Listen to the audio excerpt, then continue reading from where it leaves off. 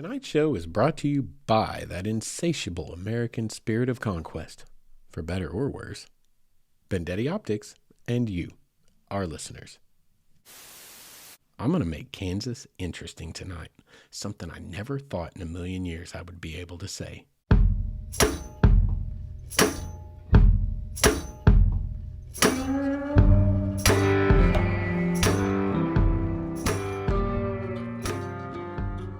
Is up, all of you wayward souls, and welcome back to the Wayward Stories podcast. Wayward Stories is the podcast where we tell the tales of our adventures and our wanderings and our wonderings.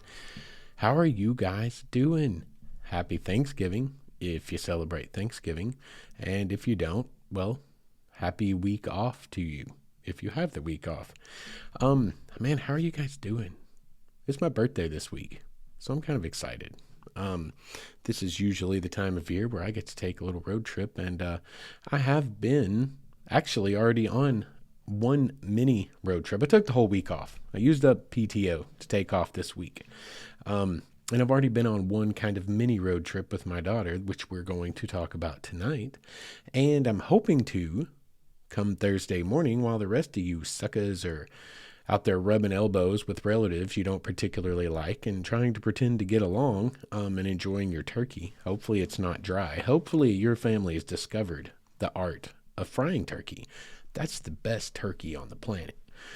I grew up on dry turkey and dry stuffing and dressing, and just really the best part of the whole of Thanksgiving was the lemon meringue pie at the end. But for myself, I will most likely be setting out on the road as a travel day on Thanksgiving Day and spending the next 3 to 4 days exploring somewhere. That could be up in the air. I had a plan as to where to go, but now it looks like there's going to be literal boatloads of snow in that location, so I may have to pivot. We may have to pivot, do some middle management stuff. May have to spitball it, stick a pin in that one, circle back around to it, and we may have to pivot and go with another candidate that better suited our needs as we move forward as a company. But we will see. We're going to see what's going in there. What have you guys been up to? I've been up to a lot. It's been the same old for the most part. A lot of going to school, a lot of homework, a lot of going to work, a lot of the normal stuff. Been in a class, a little kind of extra little class I came across on the history of the Cherokee Nation, held here in Fort Smith over the last few weeks and for a couple of more weeks on Tuesday nights. As a matter of fact, I have to go to that tonight.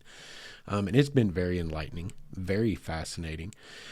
So just a lot going on, but I've still been getting in little adventures, but they've just been like little nuggets, little day trips my daughter and I have been taking, and they haven't really constituted enough stuff to make a whole episode out of. For example, we chased down Big Boy, Union Pacific's giant steam locomotive. You guys remember a few episodes back, I talked about getting lucky and chasing down the Empress CPKC's steam locomotive and what that experience was like. Well, didn't get to take my daughter to that one. Bonus, Union Pacific runs every few years. They will run their big steam locomotive, which they have nicknamed Big Boy. It's like the largest steam locomotive like ever on the planet in the universe. It's enormous. It's crazy. If you go look at my Instagram, I believe it's on Instagram. Oh, it may not be. I need to go post those pictures so y'all can see it. But my daughter and I chased it down over in eastern Arkansas in Brinkley, and we got a pretty awesome experience with that. I actually tried to play it smart. I knew there was going to be like 10,000 people at that railroad depot because it was one of the predetermined stops. So we actually went over and we found a grade crossing north of town. I may have already told you this. This sounds familiar to me. If I did, I'm sorry.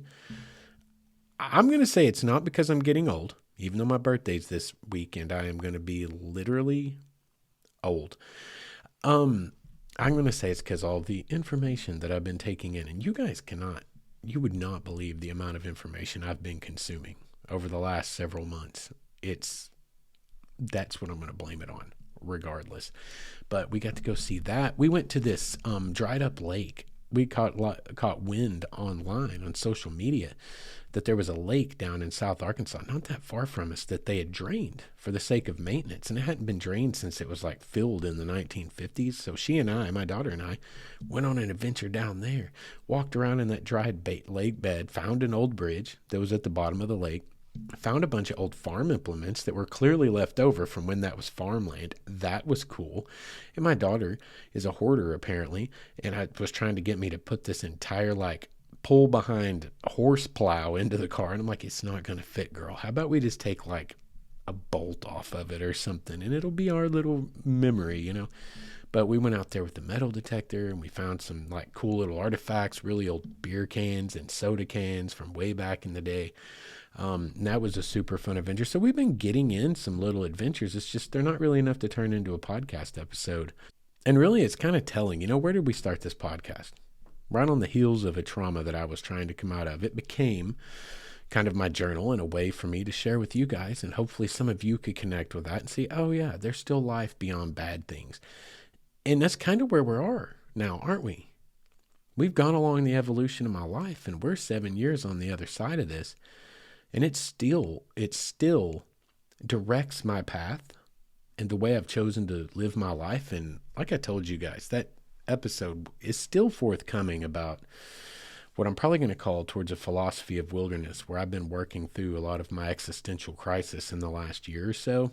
Not quite ready for it, but a lot of stuff's fallen into place. My worldview is definitely shifting, and soon enough we will get to that. But as we stand right now, isn't this where we are? Living life beyond trauma? Like, haven't you followed my journey, and aren't we here now? So it's kind of fitting. I don't always want to go back and harp on those things, but I definitely want to stay true to the point of the show, which is to connect with people and try to share good and put good vibes out there and show people like, listen, you can do after the bad happens. And that's exactly what we're doing now. And you've evolved with my life. I took on school, so things have changed. Our production schedule's changed. I can't take as many adventures and big of adventures as I used to be able to. And now my daughter's old enough, and she's going with me, so we're doing lots of weekend trips, and they're not quite podcast material, but they're something, right? And that's kind of where we are. You take these adventures where you can get them, and that was also one of the other big thrusts, the impetuses of this show, was to show you guys, get off your butts and quit waiting for that one big trip that may never come, or that you do once every 5 years, and go live life all around you. Tonight's show is going to be a great example of how you can find stuff even when you think there's nothing left to find, because I have worn Arkansas as a state out, as I have Oklahoma for the most part. But we're going a little bit further. We're going closer to 2 and 3 hour drives, and there's a whole world of stuff to do, and it's not all the Grand Canyon. We can't all live in the desert Southwest and have Grand Canyons and Antelope Canyons and all of these different things at our disposal, but there's still stuff to do to get you out of the house, to expand and broaden your horizons. And that's what we're after. That's the goal of this show. It's just to encourage y'all to live your life. And so that's what we're doing. And in the future, we will be back to better, more exciting, far-ranging episodes. I've got like 10 months left of school. Things are going to change in the next year dramatically. So just hang on if you're getting bored with me. And if not, check back in another year. We'll have new stuff happening. Anyway, let's get on with tonight's show. I'm not sure how we're going to title tonight's show.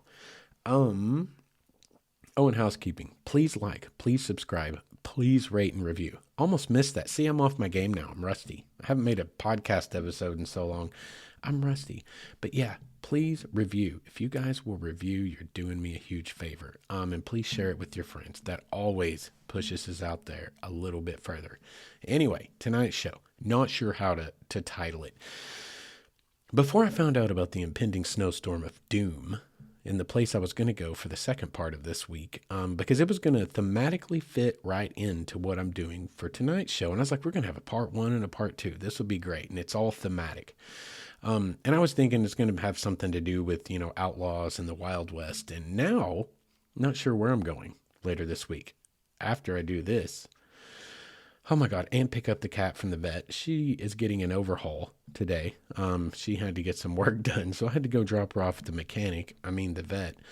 So I got to pick her up later. Got to class tonight. Got a lot going on. But at some point before Thursday morning, about 8 a.m., I will have a plan to where I'm going to be going. But anyway, I don't know how to title this. It may just be Chasing the Western Frontier, because that sounds exciting, right? Cowboys, outlaws, Wild West, frontier. We're going to be talking about a lot of stuff tonight. We're going to get started here. And tonight we are going to be highlighting some of the lesser known sides and lesser known angles of this, lesser known angles of these kinds of adventures. Like, I'm a big proponent, I'm becoming an even larger proponent of become a little bit informed about where you're going and why you're going there, and the experience will be richer for you.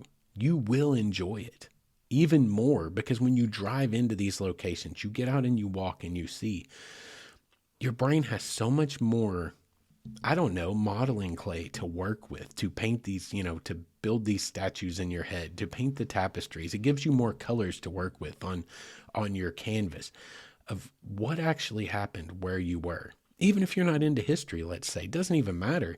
And say you're just going to the Grand Canyon. I assure you, you'll enjoy the Grand Canyon more if you know about what it meant to peoples that were there before you, and even early peoples who went there for adventures and down the river. Like, it just helps to expand your mind, and it helps to enrich the experience, because you have these things in your mind as you view the landscapes or the place that you are. And we're going to get a lot of that tonight, because as I told you before, the name of this show is Wayward Stories, because I was lost looking for myself, the wayward son, right? That was the whole thing. But it's become very clear to me as I've gone into anthropology, chasing lifelong kind of principles that I've held close to my heart. I realized there's another kind of wayward story out there, and it's the one that I love to tell as a storyteller, and it's the stories you haven't heard. They're wayward in the sense that they are actually lost. No one's talking about it, or very few people are. It is not well known. And everywhere we're going tonight has wayward stories attached to it that will fill out your understandings of these areas and give you even other perspectives from which to view them. And I love that. I love that I've got a platform for that, and I love that I get to make a platform for these stories to be understood. I mean, we've done this before. We did it with Badass Women of the Yukon Gold Rush. We did it with Badass Women of the Backcountry. Those are two notable ones, and I'm sure I've mentioned it several other times. So we're going to get a bunch of that tonight. It's going to be really cool. You're going to find it very interesting. So let's get started. First up, out of the gate, Fort Scott, Kansas. Y'all, this is the other thing. I'm going to make Kansas interesting tonight. Something I never thought in a million years I would be able to say. Kansas is not just wheat fields. It's just mostly wheat fields. But there's other pretty darn interesting stuff up there. And we're going to get to do some of that tonight. Fort Scott, Kansas. So what is interesting about Fort Scott? Well, Fort Scott, the reason we went there, it is tied to Fort Smith, where I live and where I go and docent all the time, and that it was supposed to be the final American frontier, right? Chasing the Western Frontier, probably the title of tonight's show. It was supposed to be the final American frontier. That lasted for about 30 seconds. It was a chain of forts that ran from Fort Snelling up in, I believe it was Minnesota, all the way to Louisiana, all the way through the center of the country, a chain of forts that were intended to protect the western border of the United States. It wasn't intended to go any further. The rest of it was supposed to be dedicated to the indigenous peoples for like all eternity. One of those 400,000 treaties we made and broke. It lasted like 30 seconds, but that's where it starts as a frontier fort. And it has got a fascinating history, and it's a wonderful National Parks administered National Historic Site. So you can go get your park stamp. You can get guided tours. We were treated to a personal guided tour by, I believe he's the chief ranger. I don't believe he's the site superintendent, but the chief ranger, Carl Brenner, gave us a guided tour. He was awesome as a guided tour. I always suggest trying to get in on a guided tour if they're being offered at whatever site that you go to. But the interesting thing about Fort Scott is it starts out as this frontier outpost, this frontier fort, supposed to defend the western frontier of the United States and protect the white settlers on the east side, who are not supposed to go to the west side, and supposed to protect the indigenous peoples on the west side, and supposed to keep the peace between the two. And that was met with mixed results. But that's where this fort starts. It gets really interesting when we get to the period of Bleeding Kansas. Some of you have probably heard that. I know you've heard the term Jayhawk, If you like basketball, or if you're a human being alive in America, you've heard the term Jayhawk because of the Kansas Jayhawks. They're always like a really good basketball team, except for this year, I think. I don't know. I don't pay attention to sports anymore. But Bleeding Kansas was essentially the admission of Kansas as a territory to become a state, and the argument over whether it was going to be a slave state or a free state. It gets extremely messy, okay? Like, it's called Bloody Kansas or Bleeding Kansas for a reason. Everyone, I'm talking everybody killed everybody. And that's not that different from any other point in human history, truly. But for this particular site at Fort Scott, it got really ugly because what we have is the fort had essentially been abandoned by the U.S. military at this point. We get into the mid-1850s. It gets taken over by the town, and even some of the fort barracks, like the soldiers' barracks, some of the officers' quarters, they all become different, like even hotels. One of them was like a free state hotel. One of them was like a pro-slavery hotel. They would get into fights. Y'all, there was guerrilla warfare. The Jayhawkers were on the anti-slavery side, and the bushwhackers were like kind of what they called border ruffians from the Missouri side who were pro-slavery. And essentially all of these people were flooding into Kansas to attempt to influence the outcome of this vote, right? So what we have at this point in history is Kansas is being admitted as a state. It's the people of the state are going to be allowed to vote for, is this going to be a free or a slave state? So you get all these freaking people coming in to commit skullduggery that aren't even from the state to attempt to influence the election to their side. Pro-slavers are showing up to try to influence this vote so that it becomes a slave state, and it further empowers the slave holding states in the South. And it's a whole thing, and it gets ugly. It turns into guerrilla warfare. People are being drug out of their houses and murdered by like the dozen, sometimes as many as 11 to 12. It got really, really nasty. It got really, really ugly. Then we roll into the Civil War period. Like, this was a little precursor to how things were about to go for the United States in the 1860s, right? And we get to the Civil War, and Fort Scott becomes a very important place. Once again, because the U.S. military takes it back over, and it becomes like the most important like supply depot and like logistics outpost. This is where things were happening for the Union in the western part of the United States, out here in the Trans-Mississippi Theater, right? So a lot's going on there that we could talk about, but the one that I want to talk about, this is one of the Wayward stories that's within tonight's Wayward story that I want to talk about, and it's the story of the 1st Kansas Colored Infantry. These guys were the very first black troops allowed to put on a blue uniform and fight for their own freedom. There's a misconception in history that it was the 54th Massachusetts, which you have seen depicted in the movie Glory. Some of you may have anyway. And so it is generally considered that they were the first to fight, the first black troops allowed to fight in the Civil War. That's not even close to right, okay? When they see their first action, the 54th Massachusetts, the 1st Kansas Colored is walking off of their 3rd bloody battlefield, from which they were victorious, by the way. They were fighting for almost an entire year before the 54th Mass saw any action out there. They were the first to fight. It is a really, really cool story. These guys, most of them, some of them were freedmen, like northern freedmen. But a great many of them were ex-slaves who had ran away and came to Kansas to muster in Kansas. And there's a whole story I'm not going to bore you with on the history side that's going on there, where Kansas Senator James Lane was like starting to organize this, and he was playing off of things that were going on in the upper echelons of the Lincoln administration, right? Like he had issued orders to be able to take black slaves as contraband in battles with the South. So if you like fight and you beat a Southern battalion and you get some of their black slaves, you can take them as quote unquote contraband of war, and you can actually put them to work. You can't give them a gun, you can't let them fight, but you can put them to work. And so Lane's starting to like piggyback off of some of these ideas and twist them into his own little idea, which is, let's put guns in these guys' hands and let them fight. Who's going to fight more ferociously for this war? The people who are fighting literally for their lives? Most Civil War soldiers were heroes in some right? These guys are out there fighting. They're fighting for a cause, good or bad, good, bad, or ugly. there's a lot of heroic deeds that happened, even for the people that you might consider the bad guys in this whole ordeal. But why was it different? Why was it more extreme for the first Kansas Colored? I'm going to tell you why. Because it was being broadcast quite clearly from the Confederate side that if you were a black soldier and you were caught in battle, okay, understand this. At the time, we're still doing like Napoleonic kind of gentlemanly warfare. We line up in straight lines, we shoot at each other, and if we capture someone, we treat you like with respect. You know, we'll deal with your wounds. We're going to put you in as a prisoner of war. We may trade for some of our prisoners of war. We're going to feed you and take decent care of you because you're like essentially a pawn in a game now if we want to get important people back for us.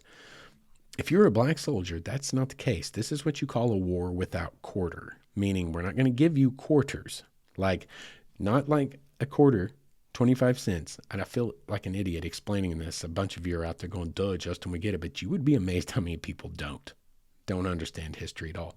It means like living quarters. We're not going to put you up and keep you as a prisoner of war and treat you well.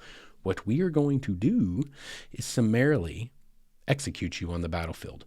And most likely, we're going to desecrate your body in horrible ways, both before you were dead and after you were dead. Listen, man, this book right here, I'm going to show you for you who are watching online on YouTube, Soldiers in the Army of Freedom by Ian Michael Spurgeon. This, for my money, is the authoritative. There's some good books out there on the first Kansas Colored, but for my money, that is like the authoritative manuscript on this. It is well cited. A lot of the documents you can go find yourself scanned in the Library of Congress. It's all cited in the book. So if you're interested, check it out.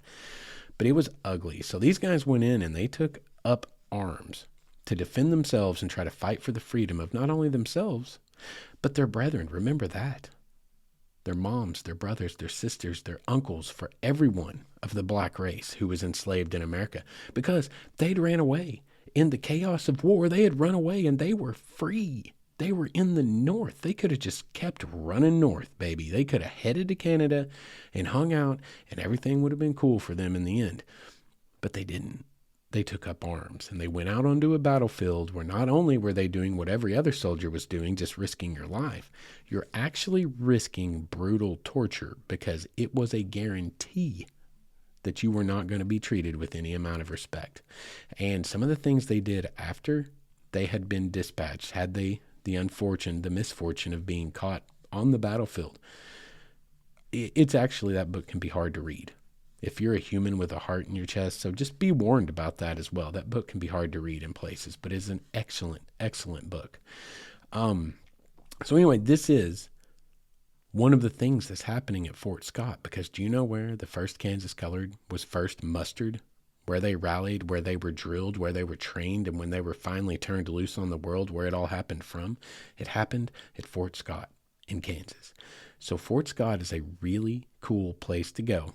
Even if you're not super into history, again, it's a national park site. Fort Scott, the city itself, has a bunch of beautiful Victorian era buildings, a bunch of beautiful shops, some really cool places to eat. It's a super neat little town out there on the Kansas plains. It's worth checking out. But the history you will find there is also fascinating. You will learn all about Bleeding Kansas and the days leading up to the American Civil War. You will learn about the American Civil War. You will learn about some people with a wayward story, like the first Kansas Colored Infantry. And you'll learn about a soldier's life, the early days. This is all about American expansion into the West, is it not? We're heading out west. We're taking as much as we can get. This is ugly stuff in early America, but it's what we're doing. And it's also very romantic to most of our minds, especially those of, maybe even a little bit older generation of myself that love those old Western movies that are very romantic. But the truth is, we were doing ugly stuff out there, taking things that weren't ours.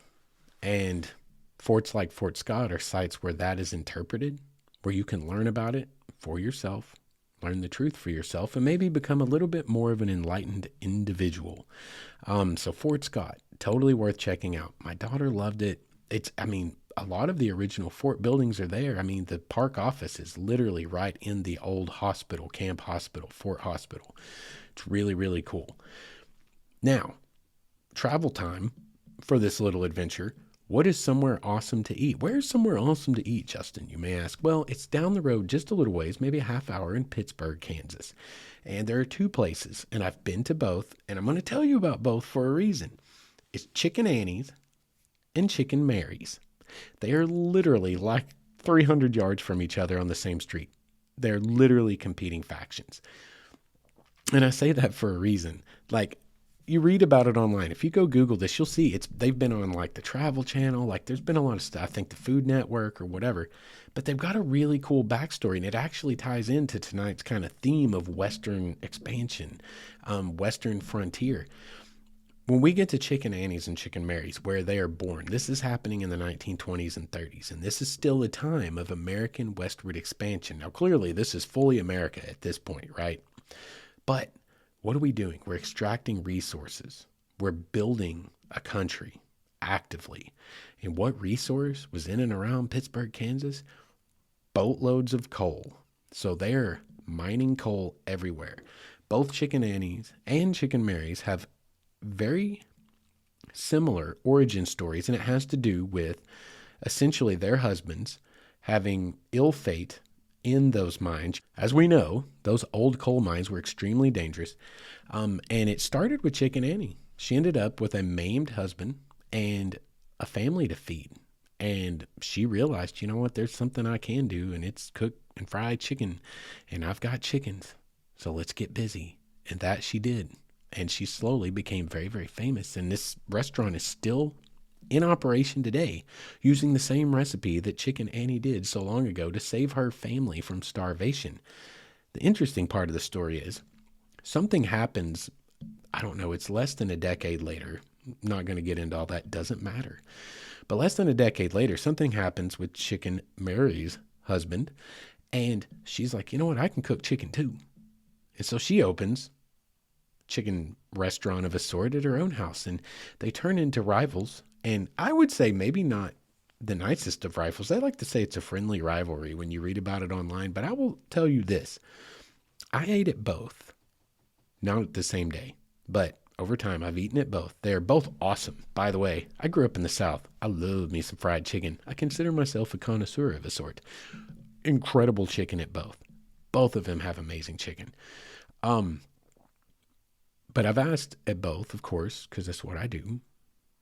And I was like, so who came first? Mary or Annie? The chicken or the egg? Haha. Annie's unequivocally informed us it was them. And it's true. Mary's did not try to refute that. They're like, well, Annie's came first, but ours is the best. Of course, and they said it. It was fun. It was playful. But listen, man, at Chicken Annie's, I don't know. That lady may have just been having like not a good night. I don't know. Maybe she's sick of hearing that question. That's fair. But whatever it was, she was you could, when someone like they shoot daggers at you with their eyes and you can tell they just really don't care for you at that very moment. That's how my question was met, was with an answer of someone who had had enough and did not care to discuss it with me, even though I did want to ask, so how did this start? I had to go online and look up how it all started because I wasn't going to ask her any more questions. I was just going to pay my ticket and get out the door. But both are incredible, super tasty fried chicken, and they have lots of all the other stuff you expect of Southern food, man. You want to douse it in gravy, you got gravy. You want mashed potatoes, you got potatoes. You name it. They've got it. And it's excellent. Just down the road from Fort Scott. Perfect for a fun little day trip. Or as, we have done, more or less, we're lacing it into a full trip here because there's more to do. Not that far away from Fort Scott. But we are going to get into that after the break. What is up, all of you wayward souls? I want to tell you guys about our newest sponsor, Bendetti Optics. A brand based right here in the good old US of A, Portland, Oregon, to be exact. And I bought my first pair of Bendetti sunglasses about 1.5 years ago and fell in love with them so much so that I got online and ordered a couple of more pair. And when I did, there was a small shipping snafu, an order fulfillment snafu, and I got on the phone, Gave him a call, and guess what? I get a call back from who? One of the big men themselves, right there in Portland, from the top of the chain. Have a great conversation, and we end up starting this great relationship we have. They more than made right the little snafu that occurred, and I am now a huge proponent of them because I can tell you from personal experience they are good people, and they're trying to compete with the big boys out there, coming in at a price point of about $40, but using the exact same frame material, TR90, and the same polarization process as the big guys. As it turns out, something I think we are already probably knew in our hearts, when you buy big name sunglasses, you're buying a big name, not necessarily any more quality than you can get somewhere else, like at Bendetti Optics. They have 29 different styles. They have multiple polarization options for whatever climate you happen to live in. And they back it up with like this lifetime guarantee that if your dog eats your sunglasses, it doesn't matter how you break them, send it back in with a check to cover shipping and handling, and you're golden. You got a new pair on the way. These guys are truly trying to do it right, and they have this philosophy that a really good pair of sunglasses should not cost you so much that you are afraid to wear them. And I think all of us outdoorsmen can relate to that. So if you guys, like me, are very practical and like to get more bang for your buck and wear some great looking sunglasses, check out BendettiOptics.com. That's BendeTi optics.com, or you can go over to Instagram/BendettiOptics. And that I highly suggest, whether you buy a pair or not, just to check out the cutest pupper you'll ever see modeling sunglasses. Once again, that's BendettiOptics.com, and make sure and let them know Wayward Stories sent you. And welcome back. Thank you guys for sticking around through our sponsor break. Let's get on with tonight's show, and let's continue with our road trip into the Wild West, the Western frontier. Where are we going next? We're going to Coffeyville, Kansas, just down the road, down in the very southeast corner of the state, nearly to the Oklahoma state line. Coffeyville is an interesting little town. They had a very famous incident. For anyone who likes Wild West outlaws, etc., you already know what I'm talking about. And we're talking about the infamous Dalton gang. And they were some pretty nasty dudes, okay?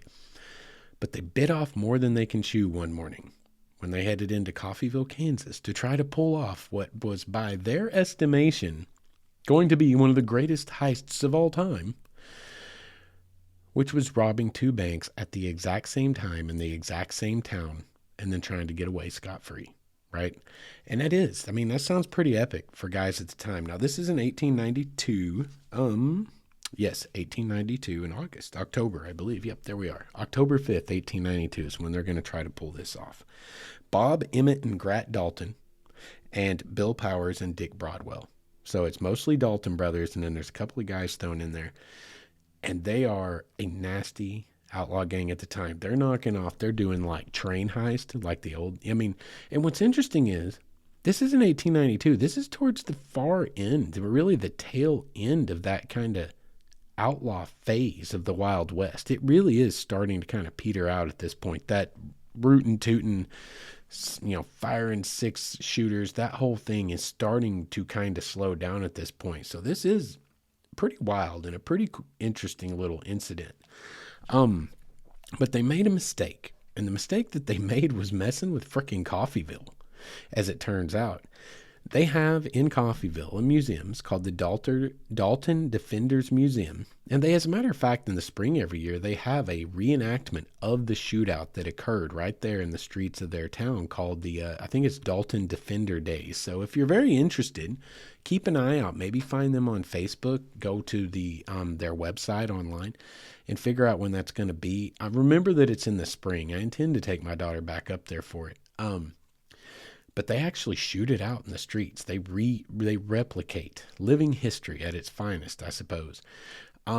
It's kind of a big deal. Listen, let me tell you what these guys did before we go any further with this. They roll into town about 9 a.m. They split up. Two of them go to, let me make sure here, First National Bank, and two of them go to the Condon Bank. They start to hold up these respective banks. And there's a citizen walking by outside, and he sees what's going on through the window. So he runs around and alerts the town. The whole town goes over to Isham's Hardware. This is crazy. This is crazy, train. Listen to this.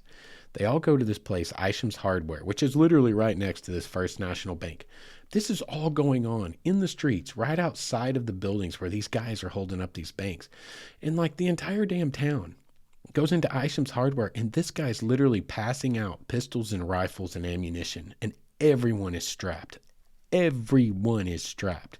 And so they go back out, they line up and get ready. And when the freaking Dalton brothers, who had already bungled a lot of the attempt going on inside of both banks, things were not going well. So when all these guys try to exit the bank, when they finally get what they're going to get and they run out the front door of this bank, they are met by a volley, a hail of gunfire. And amazingly enough, they're not all cut down immediately. This turns into a gunfight that goes for between 10 to 15 minutes. I've seen different reports on this, kind of conflicting, but between 10 and 15 minutes, they fight it out in the streets of Coffeyville. Two of the brothers, or two of the gang members, and I don't remember which two, and I'm not going to slow down, I don't care, exit out the First National Bank building through the rear and try to make it around to Death Alley and get down Death Alley to where they've parked their horses, essentially, which is, interestingly enough, down close to the city jail. That makes all the sense in the world. They didn't really think this through. Well, they did think it through. They planned it thoroughly, but things didn't go to plan, and they did not pivot successfully. Didn't go well, okay? So we have this big shootout. They're fighting their way down the alley. The other three are fighting it out through the windows of the bank. They're trying to make a run for it. In the end, 4 out of the 5 gang members die. Okay, Emmett Dalton is the only one that makes it out alive. That's a whole different story. We're going to touch on that in a minute. But it turns into this enormous crime scene, right? You've got what is now known as Death Alley. You've got both banks. You've got the hardware store where everyone strapped up and went 10 toes down. Man, it was going down. They were down to ride for homicide, and it happened that way. And they're going to eat this up. They're going to eat this up out on the East Coast in this period of yellow journalism, right? So this goes big, and it goes big fast when it goes out across the wire. Today, we have the Dalton Defenders Museum, which is literally 30 paces from the Condon Bank, 80 paces from the First National Bank, or where it stood, and Isham's Hardware, which is incidentally, or interestingly, not incidentally, still in business today. Today, it's the same company, the same hardware store since like the 70s, I think they said. That's insane in its own right. Death Alley is still there. They've even got the places marked where the guys died, okay? The museum is really cool. They have the gun. There's a very famous picture of the Daltons. Now, any of you who've ever seen TV in your life have probably seen this picture, even if you don't know off the top of your head who it was, why you were seeing it, whatever. You've seen it at any point. If you've ever even flicked past the Used to Be About History channel or any of those kinds of channels, you've probably seen this image. The gun that's laid across these 4 men's bodies that didn't make it, that is in the display and out of that famous iconic picture. They've got a really cool little museum there for this particular incident. Coffeyville is a very interesting place with a very interesting, colorful history, but this is really far and away the thing that they're known for. And it's really cool to go and explore and go and adventure. And the Condon Bank is a beautiful Victorian era structure. It's beautifully restored as well. The photography opportunities are awesome down there in this little downtown area. Just Google it, look it up. It's a perfect place to go adventure for your little Kansas adventure, your Western adventure. We had a great time exploring all this. My daughter kind of ate it up. And it's crazy how desensitized we all are, because like I don't even realize, like I forget that my daughter's 10, right? Because I feel like I've got like a 27-year-old in a 10-year-old body. Her brain is enormous. She is so smart. She reads voraciously. She'll knock out 4 or 5 books in a week, and she actually reads them. I test her on this stuff. I'm like, what was that about? I don't know if I believe you. She read the dang thing. I forget that she's 10. But then I'm sitting there and we're watching, this little kind of documentary they've got playing in the museum, kind of giving you the overview of the whole shindig as it went down. And I realized, I'm like, oh yeah, she's 10. She's not a grown up like my brain has her. Like, this is murder and mayhem. But it like just rolls right off her back, because I guess that's the world we live in, and she loves history. She reads history books, so I guess it's not that uncommon for her. She I don't know. It's crazy. It's crazy to think about. Maybe I'm a terrible parent. I don't know. But we're going to move on to something that's a little more kid-friendly from here. Even though we're talking about the Wild West and we're talking about outlaws like the Daltons in Coffeyville, Kansas, and bushwhackers and jayhawkers up at Fort Scott, we got done with the Dalton Museum. And of course, it's November, to be fair. And I was like, there's nothing else in Coffeyville. What are we going to do? Of course, the graves of the Daltons is in Coffeyville. Oh, yeah, and I said I would say one more thing about Emmett. A whole nother story. This is, you want to talk about travesties of justice. This dude, he's got like 29 slugs in his body or pieces of lead. He got shot to pieces. Somehow, dude survives. Now get this. He survives. He heals up. He stands trial, even though the city tried to lynch him there on the spot. The marshal, like the administration of the town, whoever was in charge at that point, said no, he's going to see his day in court. Sees his day in court, gets a life sentence, only serves 15 years, and then goes on to profit off of all of his horrible deeds he did by working in the film industry and writing books about his terrible life and escapades. That is a travesty of justice. And this is what I want to point out. I've been saying tonight there's going to be several things we talk about that are what are kind of wayward stories in and of themselves. There's another story here that never gets told because, again, we do the injustice of, for whatever, if it bleeds, it leads. That is journalism. It happens today on the news.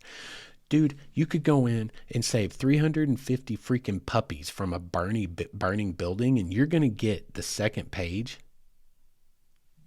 behind someone who, like, murdered their mother-in-law. Like, it's just journalism because if it bleeds, it leads, because blood sells, violence sells, and it happens today.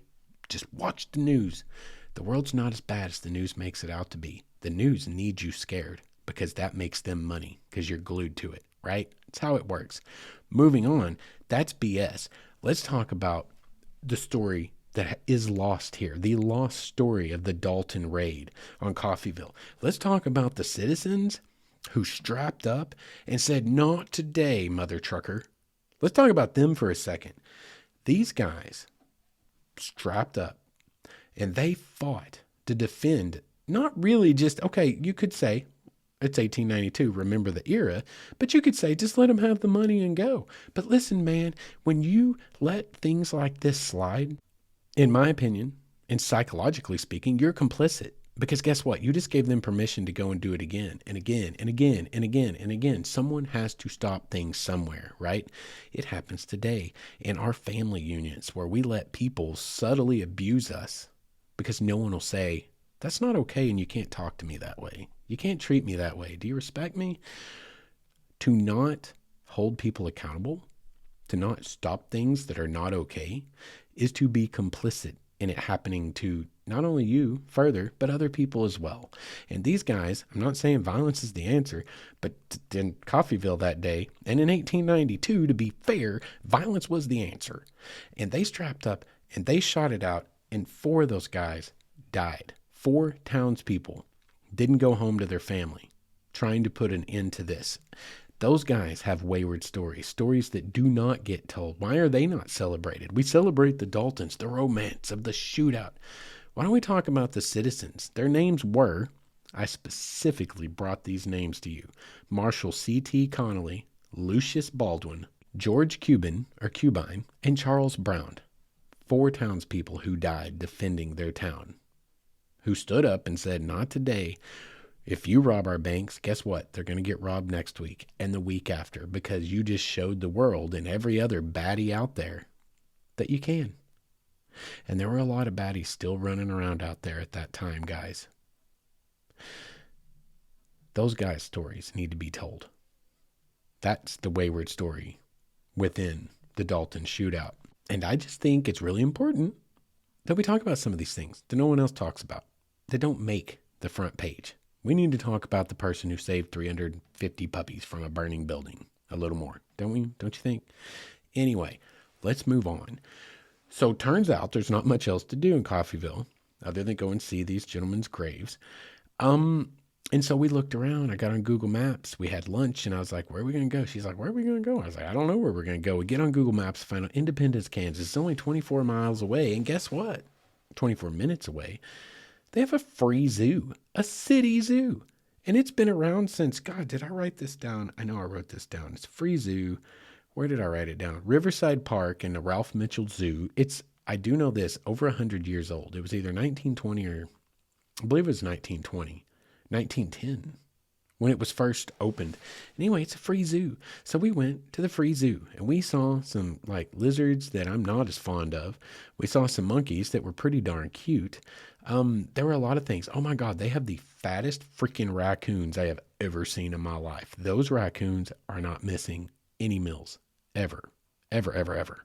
Like they were little chunks and it was adorable. Raccoons, I don't care. Trash pandas are gross, but they're the cutest things ever. And I'm not saying, but I'm saying, you know what? I might foster and save, a raccoon that was injured or something someday if it was like defanged, and deloused and whatever. They're freaking adorable. But anyway, they have an awesome little city zoo that is free for you to go and visit. And there's a lot of cool stuff right there in Independence, Kansas, 24 minutes away from Coffeyville. See, listen, I told you we were going to make Kansas somewhat interesting. This is interesting stuff. So you got a zoo you can take the kids to. And I imagine in the summer, it's super nice. They got some beautiful birds. They got a lot of things going on at this zoo.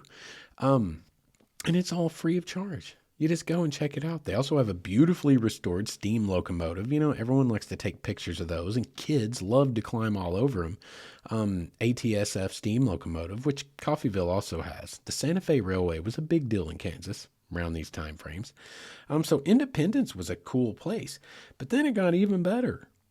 We figured out that just outside of Independence, another 15 minutes, is Little House on the Prairie.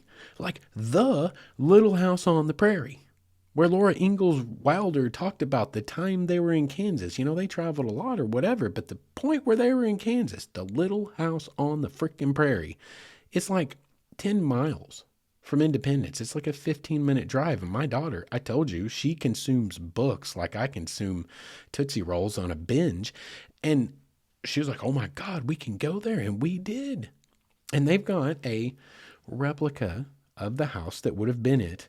The historians purport that this was the site based on lots and lots of data, but they can't be 100% sure, to be completely honest, but it tracks. It all looked like it tracked to me. I definitely put a critical eye to any kind of historical claims of anything. I know how to put a critical eye to it. Like these are classes that you have to take if you're going to like have any kind of history degree. Or even anthropology, whatever, sociology. You have to take these classes about how to critically think and triangulate things to come to. And it's as good, it's a reasonable guess. It looks like it was probably the place. And this is what the state of Kansas is comfortable calling the Little House on the Prairie. So it was super cool. We got to go see this little sod house that was constructed on the location. We got to see the little farmhouse that in and of itself is historical, that was on the location for all those years after that, after it was the time frame, Little House on the Prairie, which was the late 1870s or 1860s. I think it was 69 through 71 or 72. Let me see if I wrote that down anywhere. Yes, it was the 1860s, 1870s. They've also got a church and a school that were pulled to the location that are historical from the area, but they were kind of brought into kind of a little compound, and they have donkeys. And the donkeys were awesome. My daughter had a whole time with the donkeys. Go over to my Instagram, waywardson119, and you will see my daughter having a conversation with donkeys. And it was really, really cute. It was very, very photogenic. It was a good time. It was a beautiful place to go and to check out. But there's another side to it. There's a wayward story to this as well. And this one is also important to tell. So far, we've told you about the 1st Kansas Colored Infantry, not what Fort Scott is really known for in the zeitgeist of the world historically, not up until the most recent few years, really. It's always been that western frontier border outpost, bleeding Kansas. And so they've been a wayward story. The people who defended Coffeyville, still to this day, are kind of a wayward story. The people who should be being celebrated. We get to Little House on the Prairie, things flip-flop a little bit. Spoiler alert, not if you haven't read the book, but spoiler alert that I'm about to ruin your day if you love Little House on the Prairie. Maybe. We get to that point in the episode sometimes where it's Justin ruins everything. Well, this one's important because there's a Wayward story here that everyone needs to be aware of. And it has to do with the Osage Nation.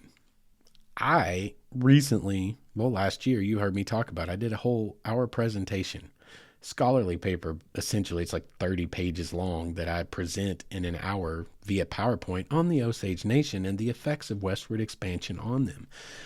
What we're about to talk about ties directly into the Little House on the Prairie. And I'm actually going to let this author, Dennis McAuliffe, I'm going to take excerpts from his book, The Deaths of Sybil Bolton, An American History, New York Times Books, 1994, because he says it a little bit more succinct than I can.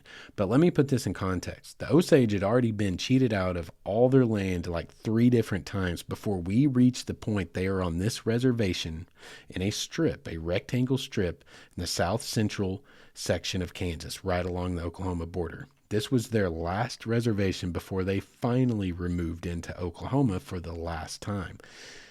And Little House on the Prairie touches on a time period, not explicitly, but that's exactly what's going on here. And I'm going to show you how you can see that in the text, where they were about to make that final, basically get cheated the last time, get pressured the final time to make a decision.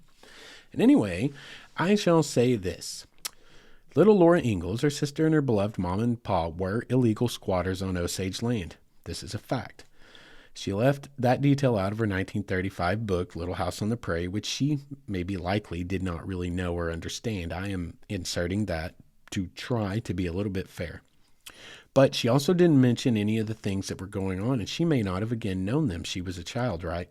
But what's happening at that time is white squatters were illegally settled on that Osage reservation, of whom Laura Ingalls and her family were some of.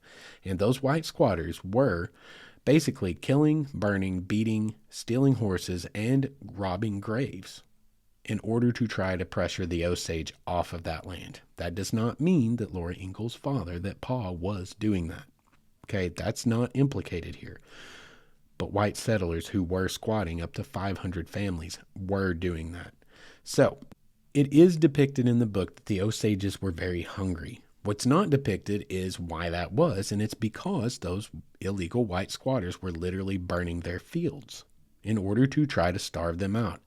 They were also threatening them at gunpoint. They were dragging some of them out of their homes and beating them.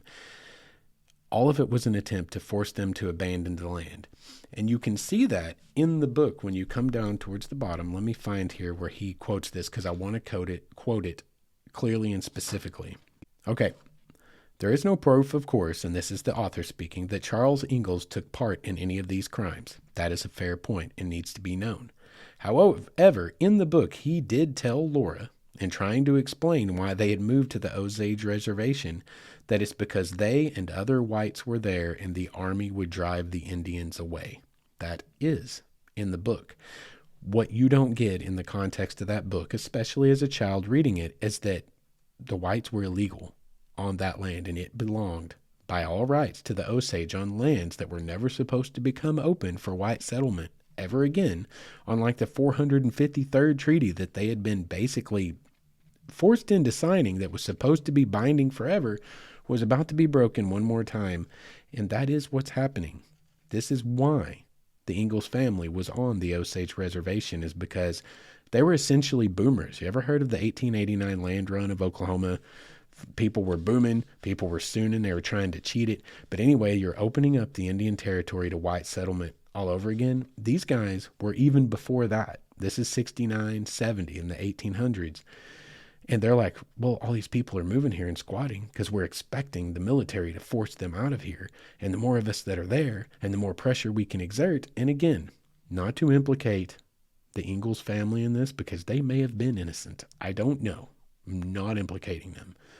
But this is what was happening in Little House on the Prairie. And that is something you need to know, because Osage people are human people, just like I am and just like you are. And without getting too preachy, I just wanted to point this out. That is a wayward story that needs to be told. And when you go to visit this site, you can have that in mind and understand the time, the period, the way the world was working at that time. And also, something to consider. I know that these things get a little preachy sometimes when I talk about it, but I want you to consider this. If you woke up tomorrow and America had been invaded by a people that didn't look like us, did not speak our language, and essentially said, you're going to leave, and we're going to assimilate you, and you're going to learn our language, and you're going to worship our gods, and you're going to leave because your land is important to us and our society is better than yours. This is ours to take now. It is our destiny to manifest. How would you respond to that? Just something for you to think about. And I'm going to leave it at that. I live in the South. I know how a lot of people here would respond to that. I hear them talk about it at the water cooler, for God's sakes. But no one ever makes that link as to that's what was happening. And that's what the American government did. The early settlers did. So anyway, there's that. And that's fun for everyone, right? Anyway, I just want to make sure and cover all our bases. Several wayward stories to be told tonight. And we have one last place to go real quick. We're going to touch on one more place. Also, there in Independence, the Doolin-Sponauer Bridge. Look it up. It's a marsh rainbow through arch concrete bridge just outside of Independence. Beautiful photography if you can figure out how to photograph it. It's tough to photograph, but you can drive across it, and it's a really neat piece of early American engineering architectural work. A concrete, what do we got? Yeah, rainbow arch style bridge right outside of Independence. Totally worth checking out when you're on this little road trip. The last place we're going to check out is when we headed out of town and decided to head back to Arkansas. Again, that's illegal for me to say, but I'm a little bit of an anarchist. The next morning, we were like, well, we're going to adventure our way home. And I set out to go to Baxter Springs, Kansas. But what we ended up doing is detouring into a little town called Pitcher, Oklahoma. Picher. I'm spelling that because I want you to Google it and learn about Pitcher. What's interesting about Pitcher is it is an abandoned town, an entire abandoned town, northeast Oklahoma, surrounded by literal mountains of just white, desolate white gravel. Maybe powder. It turns out it's chat. I already knew this. And when I realized how close we were to Pitcher, I was going. It's been on TV. If you want to learn about Pitcher and you have Discovery Plus, use your search function to find, Mysteries of the Abandoned, Hidden America. And it's season 2, episode 2. And the whole first half of the episode is about Pitcher, Oklahoma. It's really fascinating. But there's state highways and roads that go all through it. Listen, guys, literally, there's an entire grid network of a pretty sizable small town that's all just streets, overgrown in the middles where houses were once, and sometimes there still are houses that are being overgrown. What happened in Pitcher? Oh, I don't know. An enormous mining operation that had 470 something mills operating at one point that literally won World War I and II. They estimate up to 50% of all the bullets fired in World War I and World War II came out of the Pitcher mines. It made Pitcher an incredibly good and affluent place to raise your family and to have a job in the middle of America, starting way back in times where we're back towards Dust Bowl times, we're back towards American Depression times. This was a place to be. But what it also made Pitcher was highly toxic, and by 1983, the EPA had deemed it the #1 Superfund site in America, EPA Superfund site, which basically means this place is toxic to the max, y'all. Up to 40% of the youth in the area had lead poisoning, blood poisoning from lead, heavy metal mining. This place is a train wreck. And the government said, we're going to do an optional buyout. We need you to leave. We are going to give you money for your land. We need you to leave because we've got to clear this place. You are all sick. This is not good. This is horribly unhealthy. Some people went, but a lot of people refused to. And then an enormous tornado came and wiped out half the town, blew up all of that toxic dust. People got even sicker. The groundwater was absolutely desecrated with all these leached heavy metals. And then finally, the sinkholes started from all the underground mines caving in. and houses started being swallowed by sinkholes. This is literally the apocalypse, y'all. This is like the apocalypse. This is an apocalyptic landscape. And guess what? It's still there today for you to go and explore within reason. The U.S. government owns it. The Quapaw Nation also owns it because that is on Quapaw land or Oglapa land. And most of the stuff that would be the most fun to urbex is absolutely cordoned off. And they do have Quapaw tribal police live on site. And apparently one of the houses that's been remodeled in the Quapaw Nation. See, here's another one of those wayward stories. The Quapaw Nation got screwed out of their land for this place to happen. Once again, we continue to do that throughout American history. Well, they have taken it back. It's been left to them in the U.S. government to clean up the mess that these huge, greedy-ass corporations left behind, like usual. And they're trying to turn it into something and reclaim the land into grazing stock land a little at a time. And they're doing it. They've got people living on site and they're returning this to something. But at the present moment, 2024, November 2024, as I record this, you can drive through all of these streets in this town. You can take a lot of really cool pictures of abandoned infrastructure, abandoned houses. It's wild. Go over to my Instagram. Again, Wayward Son 119 Instagram. You will see pictures of some of the more interesting, notable stuff. You can still go explore, and that's exactly what we did. I beg you to do it respectfully. Do not trespass. Just be decent humans, y'all. It's crazy that we have to beg people to be decent, but just be decent if you go and explore. But it is a super interesting place to explore. So, as we wrap up this episode, that's going to kind of wrap us out. We got another wayward story in there, just a little quick one. Well, there's actually a couple there because we've got the Quapaw, who are the people who are not talked about here, who got screwed to start with for this land to be taken, to be turned into this enormous mine that helped win 2 world wars, and then got left with the cleanup, holding the bag as usual. But there's also the people.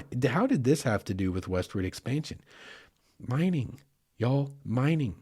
We talked some time back about the way American environmental history went and what we did as we crossed the land, as we enacted our manifest destiny.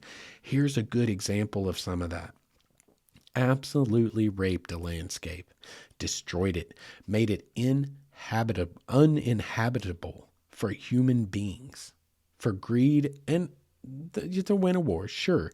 But for human greed, these companies cared not. They weren't cleaning up after themselves. They weren't taking precautions, even when they became into the modern era and knew the precautions to take. And they left the taxpayer, you and me, and the landowners, the Quapaw people, to hold the damn bag. And the proof of it is right there in Pitcher, Oklahoma right now, and is eerie. It is an apocalyptic landscape, and it is eerie.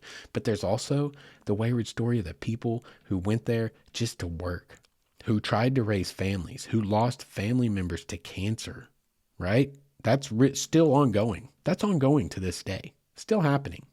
Because this is it's like 2008 or 9 when it's finally the end of the line, when the final nail in the coffin, the sinkholes and the tornado take this place out for good. And everyone's like, that's it. This place is doomed. We can't live here. That's only 15 years ago. You understand? So there's still people dying to this day who were people just like coal miners in West Virginia dying of black lung because they weren't given the proper PPE, personal protective equipment, for greed, for purposes of greed. It's everywhere. It's all around us. And it's important stuff to know because those people have stories. Guys, these are not just stories in the pages of history. They're somebody's story, just like you, just like me. Imagine that it was your dad dying of lead poisoning because of all the years he spent in the mines at Pitcher, and your life that was being uprooted where you had to move away because everyone was lead poisoned because of just poor environmental practice and corporate greed, right? There's somebody's story, some real human. So there's a lot of this, and it's all out there. And so much of it is embodied by what we're talking about tonight, the Western frontier, westward expansion. So anyway, that's going to wrap us up for tonight. I'm going to give Baxter Springs an honorable mention because we were going to go there. We didn't get to. It is in Kansas, and Baxter Springs is a cool little place. I have been there before, so I can speak to this. There is Fort Blair, historic site, which was one of those important early forts, kind of like Fort Scott, but to a little bit lesser degree. It was definitely functional in the Civil War. There's also their Chamber of Commerce that is basically in a rehabbed Route 66 service station, and it's beautiful, and it is on Route 66. So that's another reason to go to Baxter Springs. So there's a lot of neat stuff right here in this southeast corner of Kansas, y'all. I told you I was going to make Kansas interesting. I am a magician. I did the impossible tonight. I made Kansas interesting. Well, I guess if you like history. That's the other thing. There aren't any Grand Canyons in Kansas or Oklahoma or Arkansas for that matter. Like, there's some pretty neat geology, but we don't have Yosemites, right? So a lot of what you're going to find to do here is going to revolve around history, and that's just the sad facts. You know, for someone like me, that's cool. For some of y'all, that's kind of maybe sucks. But there is stuff to do. You have no excuses. If you're bored enough to sit around and freaking do laundry, you're bored enough to go check out a historical site, right? Right. Anyway, let's wrap up tonight's show and move on, and hopefully I'll have another episode in a few weeks, maybe, because hopefully there's still an adventure coming if we don't have Snowmageddon, or if I just, again, got to pivot. I'm still got to come back around to that a little bit later. So hopefully there'll be another episode that may or may not be themed like tonight, somewhere else farther out west, but we shall see. Until we meet again. And since the last time we talked, God, we had an election. Everyone hates everyone. It's chaos. But just remember, aside from all the political cults that surround us, people are still people, and there's still some good ones out there. And just remember to go out and put your good energy into good people, and even put your good energy into bad people. You never know. You might turn someone for the better. Regardless, until we meet again, I hope you guys will enjoy your holiday season and your Thanksgiving. Happy birthday to Justin. I'll just say it for you. Thank you. That was so kind of you guys. And anyway, the next time I talk to you, I will be a year older. I'll be 44, and I'm turning into a silver fox, it appears. Okay, maybe not a fox. I'm probably more like a badger if you ask most of the people that know me. But whatever. Anyway, until we meet again, you guys be good to each other.